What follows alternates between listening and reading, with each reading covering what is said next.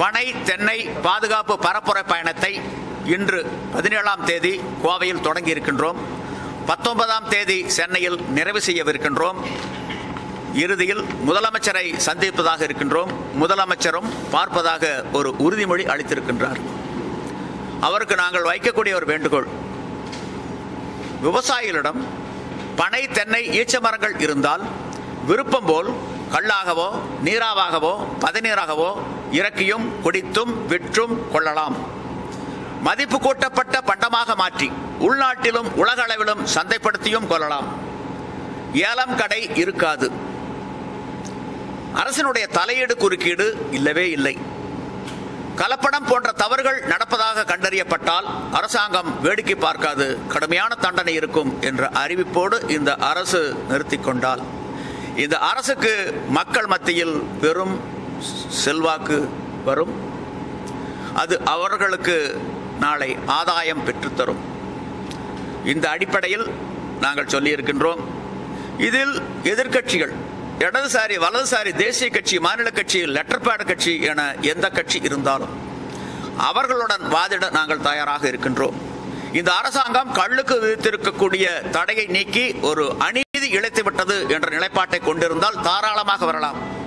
தனியாகவும் வரலாம், ஒன்றிணைந்தும் வரலாம். அந்த வாதம் ஒரு அரங்கிலே நடக்கும். பத்திரிகை ஊடகங்கள் மட்டுமே பார்வையாளர்களாக இருப்பார்கள். சட்டம் ஒழுங்கு பாதுகாப்பு கருதி நேரடி ஒளிபரப்பும் இருக்கும். கள்ளும் ஒரு தடை செய்யப்பட வேண்டிய போதைப் பொருள் தான். இந்த அரசாங்கம் தவறளித்து விட்டது.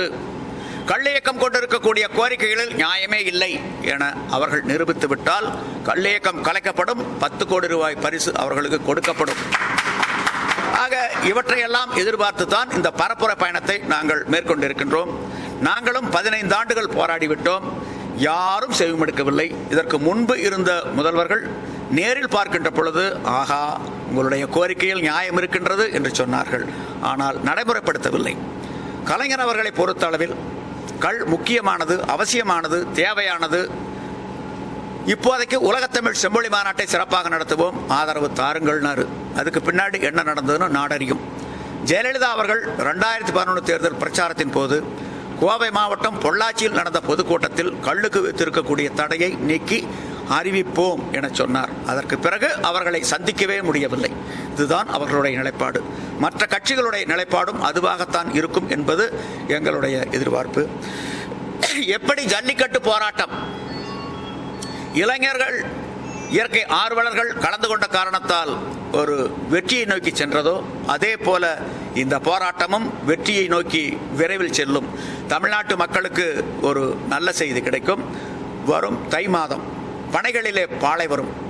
இந்த அறிவிப்பை அப்போது இந்த அரசு அறிவித்தால் அதை நாங்கள் முழு மனதோடு வரவேற்போம். அதற்கு உண்டான சூழல் உருவாகும் என நம்பிக்கை எங்களுக்கு இருக்கின்றது. இருப்பது அரசியலமைப்பு சட்டத்தை மதிக்காத ஒரு போக்கு ஆகும்.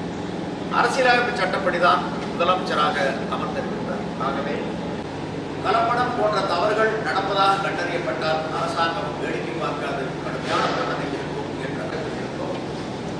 மக்களுக்கு இயற்கையான சத்தான ஒரு மின்சாரம் கிடைக்கும். தலைமையிலான அரசு மதுவிலக்கு கொண்டு வந்தபோது சாராயத்துக்கும் இறக்குமதி மதுக்களுக்கும் சட்டம் மக்களுக்கு கொடுத்திருக்கும். ஆகவேதான் கள்ளுக்கு